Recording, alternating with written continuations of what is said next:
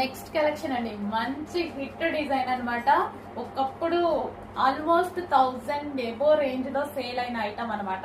Georgette లో complete గా మనకి కస్టమైజేషన్ ఫ్రాక్ లాగా యోక్ పార్ట్ వచ్చేసి ఈ విధంగా ఉందండి. చాలా బాగుంటుంది. ఈ రోజు స్పెషల్ ఆఫర్ లో వచ్చింది, బట్ ఇది కొంచెం లిమిటెడ్ స్టాక్ అయితే వచ్చేసింది.